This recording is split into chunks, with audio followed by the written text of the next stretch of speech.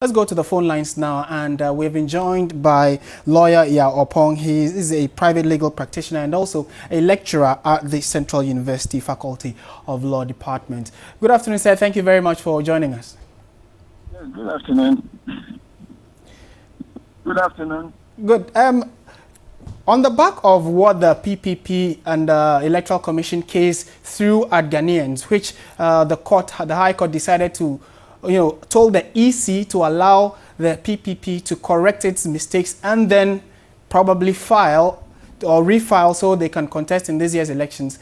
Do you think that is premise enough for all the other parties to be allowed by the EC to, just come along, correct their mistakes, and then be allowed to contest in this year's election? Should it be a blanket, permission to all the parties?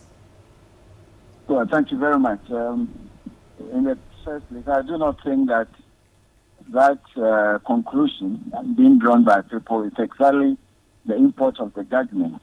And if that is what the court says, then I will have a bit of a difficulty with that the end of that judgment, because the EC has a duty to ensure that our laws are complied with. So if a person commits an offense, and in the view of the commission or the appropriate person has committed an offense, you ask the person to go and correct?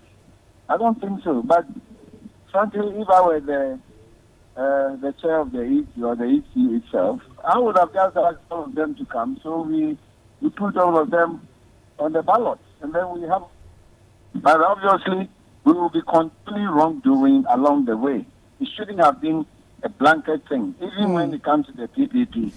When you get into the end of the judgment, say that even when they have done the so-called correction, they should be afforded an opportunity for the EC to determine whether they have complied with the law. Counsel, from what you are saying, clearly the EC, according to the court, flouted its own law of natural justice. That's how the judge put it, which was that in your own laws, you were supposed to allow them to correct it, and you didn't, and then went ahead with the decision of disqualification. That is not exactly how I understand it. What was before the court was not whether or not the decision that was given by the EC was wrong. That the court itself said that was not before the court. It was not the substance. It was the procedure they adopted, which I agree reached the rules of natural justice. Okay. You understand? It is not about whether the decision was outrageous or not. It is about the procedure that was adopted, not giving them fair opportunity to be heard.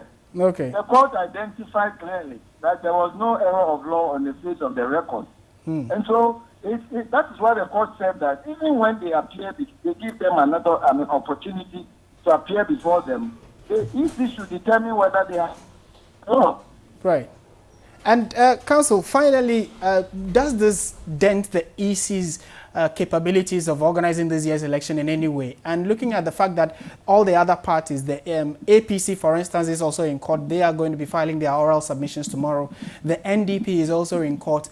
How would this affect the elections? And does it bring any question of credibility issues up for the EC? Oh, well, I don't fully share that view. My point is that when people feel strongly about the laws of Ghana or the conduct of a person and there is a controversy, the best way to go is the court, or unless there is appropriate mechanism for ADR, then you go to court. That is a more civilized way, but the only civilized way by which disputes, legal disputes and so on, can be resolved. We should not encourage people then bottling up matters in themselves and then exploding and taking out arms. Let's encourage people to go to court. The problem is that we should rather insist on the EC rather commencing these processes early enough. January of the year of election. So that if people are dissatisfied with their conduct, they could have resolved these matters in court within the reasonable time and not to be restricted, as it were, in terms of the time that now. Probably that was why they were hoping that we would have voted in November, or shifted the December 7th to a month earlier. Maybe all of these may have been resolved before then, no? We did not have the words. Imagine if we were going to vote on 7th November will it not be would have been worth going to December? Okay, all right. Under the processes, the registration and the CI, whatever, should have started early, even last year.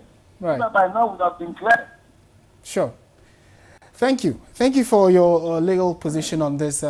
Lawyer Yao Opong is a private legal practitioner and then also a lecturer at the Central University Faculty of Law. Thank you very much for your position on this.